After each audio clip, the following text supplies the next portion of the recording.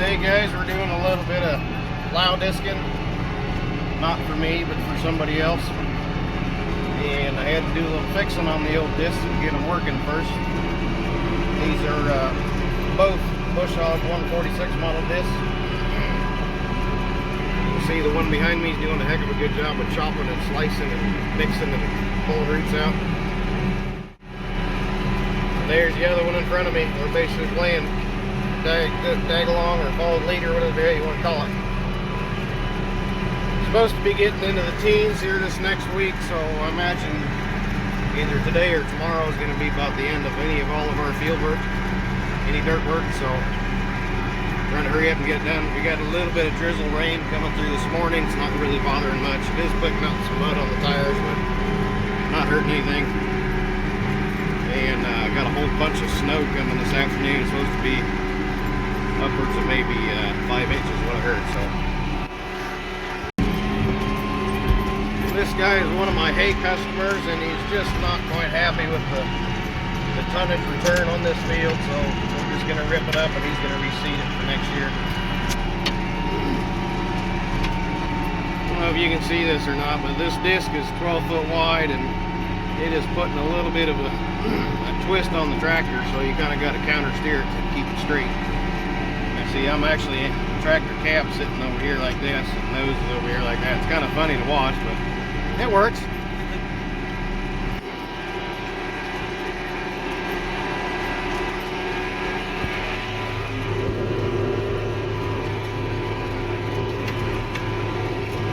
Chopping and slicing.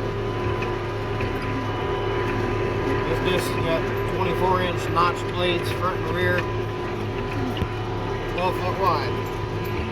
Pretty slow, but it does a heck of a good job of ripping shit out.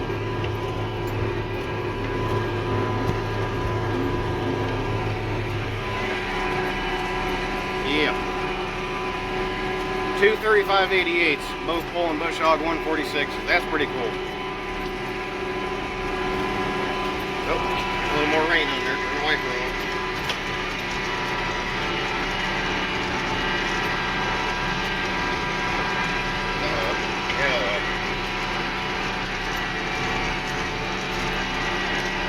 Here, now you can definitely see the twist.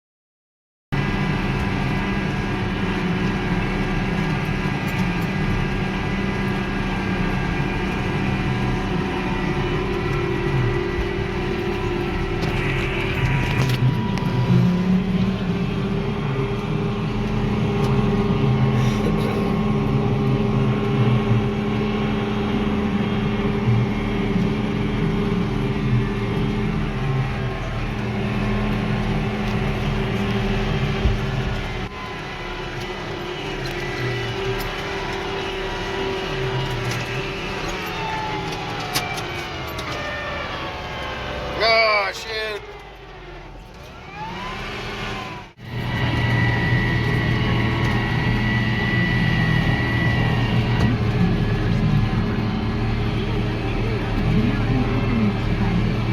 That is fixing up the last little bit right around the fence, getting a little closer. Trying to push dirt right up to the edge of the fence there. He's pretty particular, and ain't nothing wrong with that.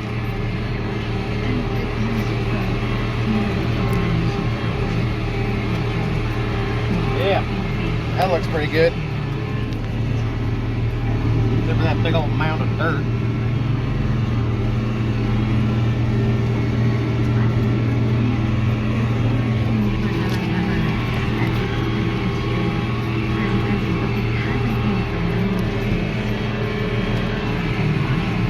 that's good. We'll get it back on there.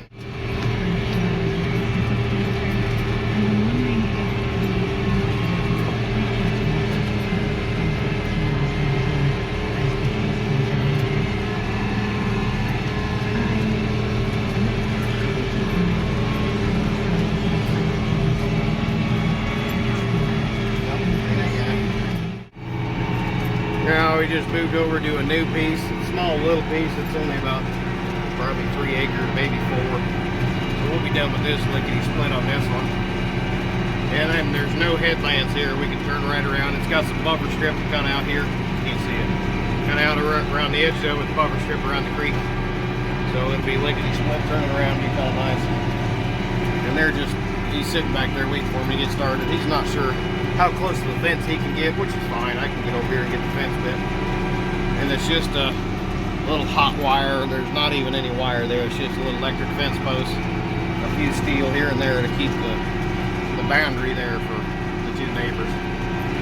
So, you know, I'm gonna set the other guy off. I got another guy here to run this one, and got a guy over there to run the other one.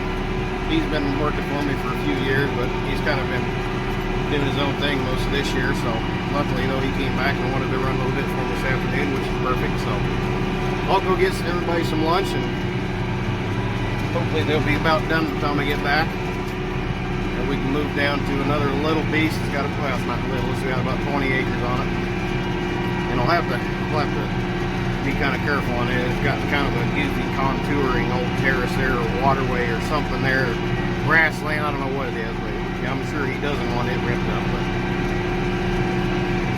oh, there's a little bit of a barbed wire here. A little bit of a barbed wire right there. So anyway, yep, go grab some lunch. Well, we ate our lunch. While I was getting lunch, the other guy called and said, hey, I think I popped the hydraulic hose. Well, so now that one's got 2 new hydraulic hoses. And this other tractor had quit lifting altogether. It wouldn't lift the dang thing up. We checked the fluid and it wasn't even at all on the dipstick. So I thought, well, what the heck? What it had done is it's got a hydraulic seat in it. And if you go over too big of a bump, the seat basically extends far enough that the cylinder kind of comes out of the little tube, and it doesn't fly all over the place. Luckily, we didn't have a huge mess, but it had been sitting there leaking oil for a little bit, kind of run all the oil out on the ground. Oops. So, got oil put back in it, and the dang tractor didn't want to pull, just sitting there spinning. So what I did was, I've had this tractor on the pavement for many years, and going down the road, it likes to gallop and lope. So over the course of time and talking to people, I've put more than ample amount of air in the front tires. So basically, they didn't really have much squat to them, keep them from bouncing. So anyway, to kind of accommodate for that slippage, I let a whole bunch of air out of them, so you can see them squat just sitting there. And now we're lickety split pulling again pretty good. It's not even bothering it. So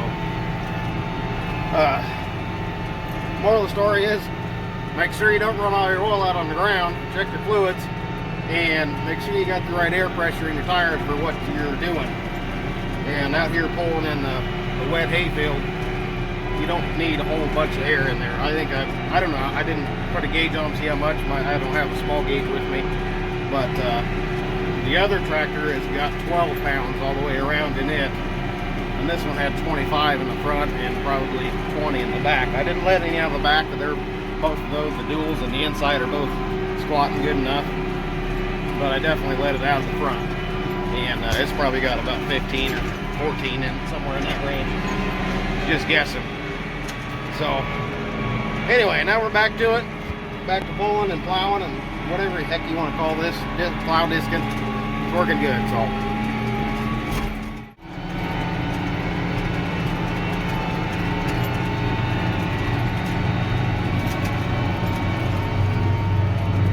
oh man, we got fog all over the windows. Can't see how. You can see now I don't have any mud on the tires at all. It's hardly spinning at all now. So working a lot better. Oh, dang it. it wasn't just that simple oil leak fix. It turns out it's got a line leaking down on the remote stack that runs the levers, the hydraulics on the back, so it's leaking pretty good.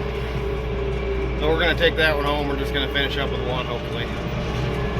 Oh well, it is what it is.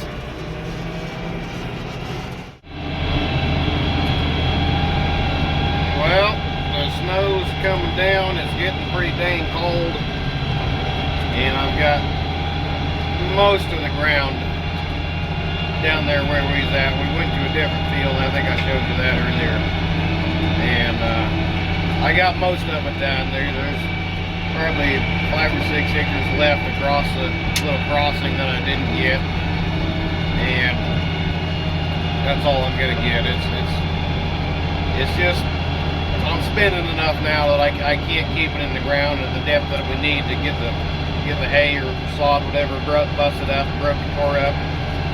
So that's all I can do. So we'll have to talk to the customer and see if he can figure something out for spring, or if he wants me to come back in the spring and disc it up heavy, or if he thinks he can get it. I don't know. I'm having to drive pretty slow now on the gravel roads because there's enough moisture on the surface of the road. If I drive very fast, the front tire is going to throw it all over the window and I won't be able to see a darn thing. So I got the wiper going. Now you can't see it. Got the wiper going, beating all the rain off of it in the mud. Just tracking her home for the night. And that'll be it for any more dirt work. I'm sure any more tillage will be done after we get several days of under 20-degree temperatures. So well, stay tuned, guys. Like and share and comment. Give me ideas what you want to see, or if you got any questions, give me a shout in the comments. Catch you later.